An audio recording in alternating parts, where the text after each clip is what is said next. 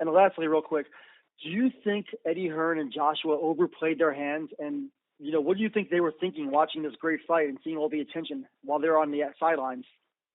Man, they was throwing up. They didn't want to see this fight do well. He was already trying to downplay it. They don't want to see this fight. They didn't want to see this fight do well at all. They wanted to be the face.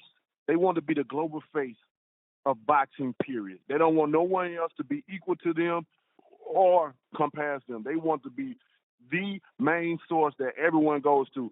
Well, if he wants that to be, he must be. He has to be the undefeated, unified champion. One champion, one face, one name, and that's what I've been trying to do.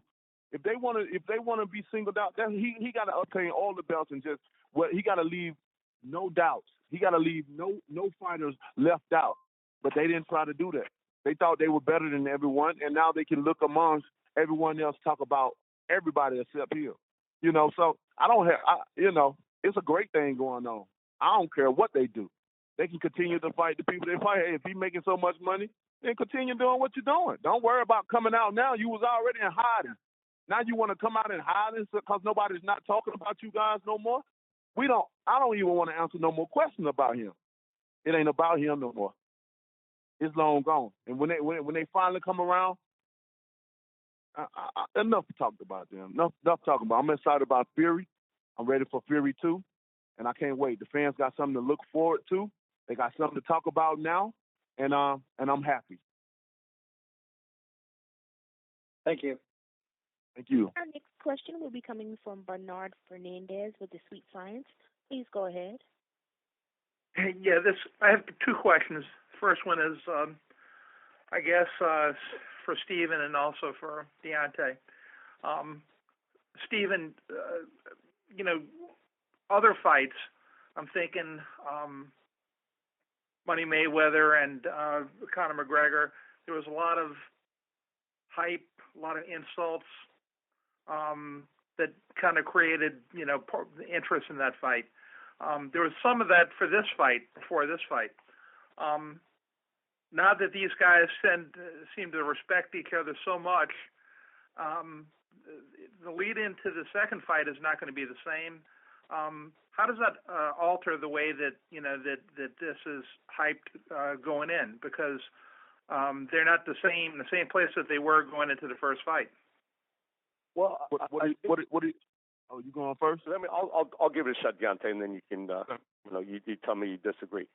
I think if you look closely at the initial press conference, the last press conference, there was mutual admiration, mutual respect, but there was an underlying current of competitiveness and desire in both fighters. So I think one of the things that this demonstrated is you don't have to hate each other.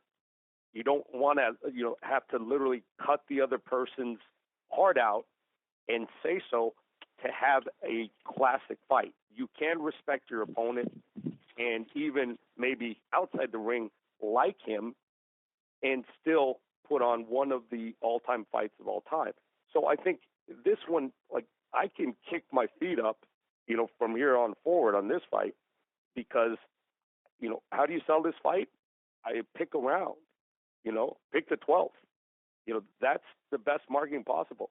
It's round 13. That's how you sell this fight. And I think it really doesn't matter what these guys say at this point, although, knowing both of them, they're going to have plenty to say. And the one thing that they are going to disagree vehemently on is who won the first fight. So there will still be mutual respect. There will be, in some instances, mutual affection for each other. But at the end of the day, each of these guys wants very, very badly to win this fight.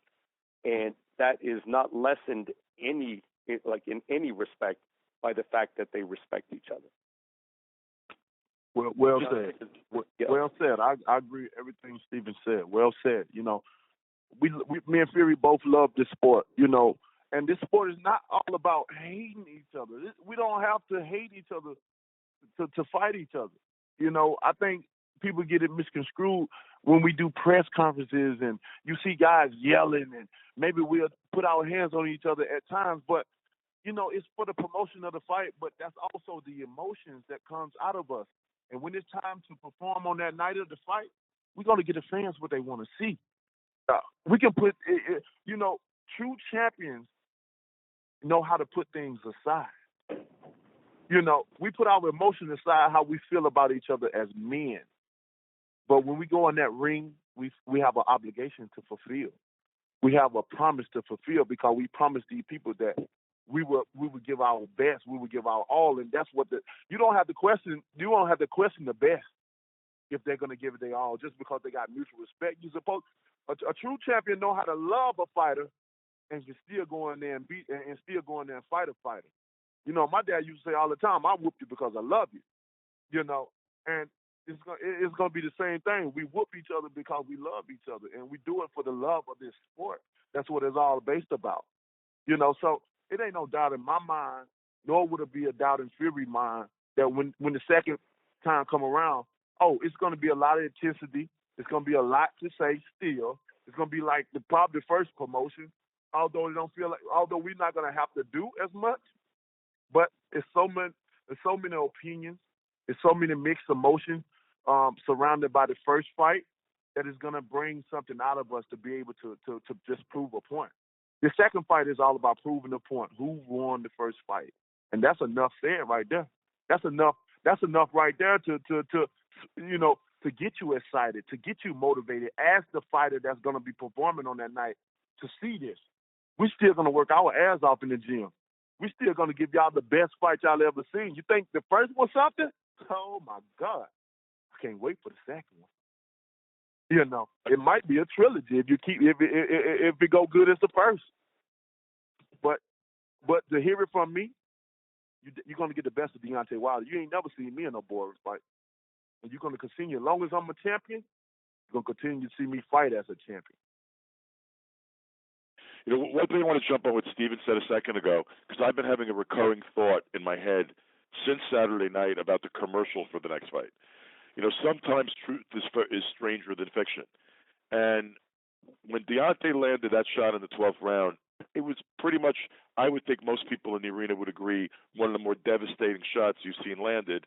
And a giant 6'9" man went down like a tree and slammed into the canvas and then popped up like the Undertaker. Mm-hmm. And then the look on Deontay's face in the ring at that moment looked like one of the scripted looks in a WWE WrestleMania match, because he just saw a guy get up and had no idea how that was possible. And that 20 seconds right there is 1 million buys in the next pay-per-view. Amen. Amen, Lou. Way to say it, man.